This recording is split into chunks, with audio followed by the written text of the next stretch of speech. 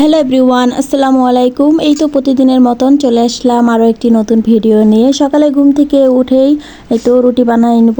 আজকে আমার মেয়েদের স্কুল বন্ধ, বড় মেয়ের স্কুল বন্ধ, এই জন্য ভাবলাম যে সকাল সকালে নাস্তাটা বানাই নিই। দুই মেয়ে ঘুমায় আছে আর আমার শ্বশুর শাশুড়ি দেশে গেছে, এর জন্য ভাবলাম যে ওরা যেহেতু ঘুমায় আছে তাড়াতাড়ি একটু নাস্তাটা বানিয়ে নিলেই ভালো হয়।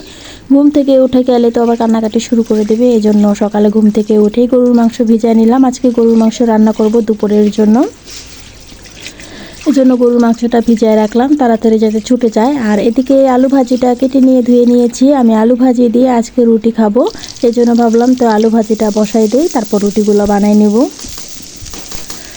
আর মেয়েরা তো ঘুমায় আছে, ঘুম থেকে উঠেই তো চিল্লাপাল্লা শুরু করে দেবে। আর যেহেতু আজকে ওর দাদি নাই, এজন্য ভাবলাম যে আমাকে তো কুলে রাখতে হবে বা আমাকে তো ওকে সময় দিতে হবে, এই জন্য সকাল সকালে উঠেছি যাতে তাড়াতাড়ি রান্নাবান্নাগুলো শেষ করতে পারি।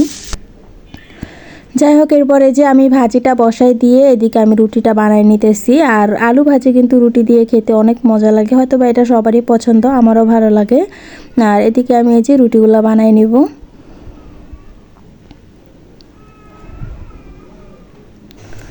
আর এই তো এখানে আমি এই যে রুটি বানাই নিতেছি, আমার জন্য রুটি বানাইতেছি আর আমার ননদ মেয়েদের জন্য পরোটা ভেজে দেবো ওদেরকে, ওরা আবার পরোটাটা একটু পছন্দ করে। যাই হোক, এরপরে যে রুটি পরোটা বানানোর পর এখন সকালের নাস্তাটা করে নিতেছি। আমাদের সকালের নাস্তা হয়ে গেছে, মেয়েরা উঠে গেছে, ওদেরকে ফ্রেশ ট্রেশ করাই দিয়ে তারপর সবাই মিলে একসাথে সকালের নাস্তাটা করে নিতেছি। খুবই মজা লেগেছিল খেতে আজকে সকালের নাস্তাটা, রুটি দিয়ে আলু ভাজি অনেক ভালো লেগেছে। যাই হোক, এরপরে যে সকালের নাস্তা শেষ করে দুপুরে রান্নাবান্না শুরু করে দিলাম। মেয়েদেরকে তো খাইয়ে দিয়েছি, এখন মেয়েরা টিভি দেখতেছে আর আমি এদিকে রান্নাঘরে চলে আসলাম, একটু রান্না করে নেব। আর আজকে গরুর মাংসটা আমি একটু অন্যরকমভাবে রান্না করব। সব সময় তো হাতে মেখে গরুর মাংস রান্না করি, আর সব সময় কি সব কিছু একরকমভাবে খেতে কিন্তু ভালো লাগে না। একটু ভিন্ন রকমভাবে যদি ট্রাই করে দেখি তাহলে আসলে টেস্টটা অন্যরকম আসে আর খেতেও মজা লাগে। এই জন্য ভাবলাম যে আজকে গরুর মাংসটা একটু অন্যরকমভাবে ট্রাই করে দেখি, যাতে টেস্টটা একটু অন্যরকম আসে। হাতে মেখে রান্না করি, অনেক মজা লাগে খেতে, কিন্তু এখন একটু কষায় রান্না করার চেষ্টা করতেছি, যে কষায় রান্না করলেও কিন্তু খেতে মজা লাগবে। তবে হাতে মাখার টেস্টটা আলাদা হয় আর কষায় রান্না করলে সেটার টেস্টও আলাদা হয়। এই তো আমি এখানে পেঁয়াজ দিয়েছি, তারপর পেঁয়াজটা একটু লাল লাল হয়ে আসার সময় তারপর আমি এখন হলুদের গুঁড়া, মরিচের গুঁড়া, আদা রসুন জিরা সব কিছু দিয়ে ভালো করে মশলাটা কষাই নিয়েছি। আর এরপরে যে এখানে গরুর মাংস দিয়ে দিলাম, গরুর মাংসটাও এরপর ভালো করে কষাই নিব।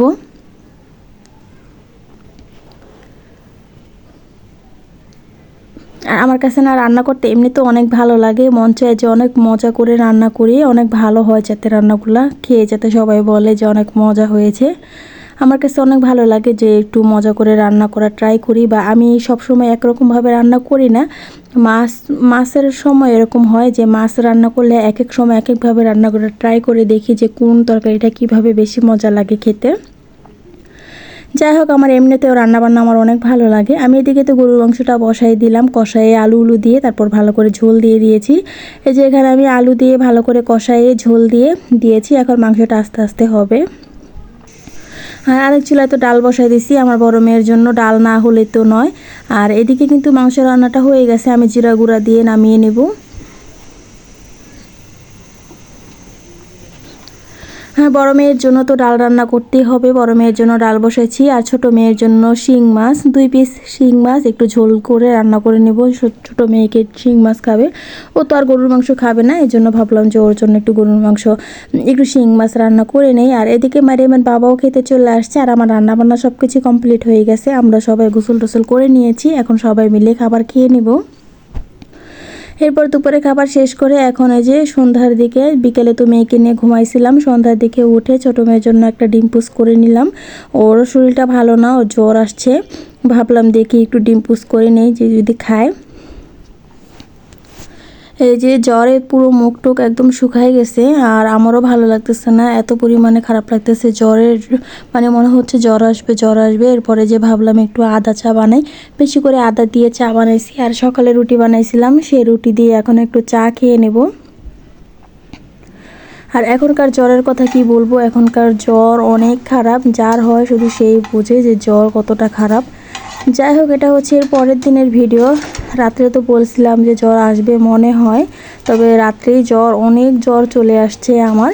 এরপরে যে সকালে তো ভালোই লাগতেছিল না, কি করব, ঘুম থেকে উঠছি, সেই সকালে উঠছি কিন্তু একদম ভালো লাগছিল না। পরে এই তো খাবো খাবো করে 10টার বেশি বাজে এখন। এই তো এরপরে যে কয়েকটা পিস করা রুটি ভেজে নিলাম, আর মেয়েদের জন্য ননদের জন্য 2টা ডিম পোস্ট করে নিয়ে তারপর সকালে নাস্তাটা কোনো রকম করেছি। এরপরে যে দুপুরের জন্য শুধু পাঙ্গাস মাছটাই আজকে রান্না করব, আর কোনো কিছু রান্না করব না। গতকালকের গরুর মাংস তো রান্না করা ছিলই, আর এখন যে পাঙ্গাস মাছ রান্না করতেছি, যেহেতু জ্বর এসে পড়েছে। আর এখনকার জ্বর যার হয় তো সেই বুঝে, এত খারাপ জ্বর যে পুরো শরীর টরিল অনেক ব্যথা করে এখনকার জ্বরে। যাই হোক, আমার মেয়েদেরও শরীর ভালো না, এই জন্য ভাবলাম ওদের জন্য একটু পোলাও রান্না করি। ওরা আবার পোলাও শুধু পছন্দ করে, খালি খালি পোলাও খেতে পারে মাশাআল্লাহ। এই জন্য ভাবলাম যে ওদের যেহেতু জ্বর আসছে, ওরাও কোনো কিছু খেতে চায় না, এই জন্য ওদের জন্য একটু পোলাও রান্না করেছি। আর আমাদের জন্য তো ভাত ছিলই। এরপর বড় মেয়ে বলতেছে আম্মু খিদা লাগছে। আমি তো সকালে ব্রেড ভেজে দিয়েছিলাম, সেটা খায় নাই, একটুও খায় নাই, এ পর্যন্ত পুরো না খাওয়াই আছে আমার বড় মেয়েটা। এজন্য আগে পোলাও রান্না করে একটু মাংস নিয়ে দিলাম, দেখি মেয়েটা খেতে পারে কিনা। যাই হোক, দুপুরে তো সবার খাওয়া দাওয়া শেষ করলাম। এরপরে যে বিকেলের দিকে আমার বড় মেয়ের ম্যাডাম চলে আসছে পড়াতে, আর আসার সময় আমার মেয়ের জন্য এই যে এগুলো নিয়ে আসছে। ওর মিসে হচ্ছে কক্সবাজার গিয়েছিল বেড়াতে, তারপর আসার সময় ওর জন্য ও নিয়ে আসছে এগুলা।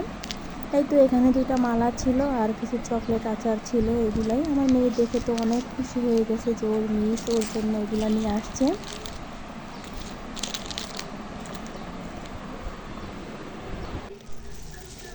এই তো তারপরে যে রাত্রের জন্য কি করব, আজকে তো দুপুরে শুধু পাঙ্গাস মাছ রান্না করছি, আর এই জন্য ভাবলাম যে রাত্রে একটু ভর্তা করলে খেতে মজা লাগবে। যেহেতু জ্বরের মুখ, ভর্তাই ভালো লাগে। জ্বরের সময় কিন্তু ভর্তা খেতেই অনেক মজা লাগে, বা একটু ঝাল ঝাল কিছু খেতে ভালো লাগে। এরপর ভাবলাম একটু ভর্তা করি। তারপরে যে আমি এখানে চাপা শুটকি ভর্তা করব, আর এদিকে হচ্ছে চিংড়ি মাছের শুটকি, এগুলাতে তেলে ভেজে তারপর হচ্ছে হাতে ডলে ভর্তা করব পেঁয়াজ মরিচ দিয়ে। চিংড়ি মাছের এই ভর্তাটা কিন্তু অনেক মজা লাগে খেতে। আর এই যে চিংড়ি মাছের ভর্তাটা আমি করে নিতেছি, মাশাআল্লাহ এত মজা লেগেছে জ্বরের মুখে খেতে এই ভর্তাটা। পেঁয়াজ আর হচ্ছে শুকনো মরিচ ডলে তারপর হচ্ছে চিংড়ি মাছগুলো ভালো করে হাতে ডলে নিয়েছি।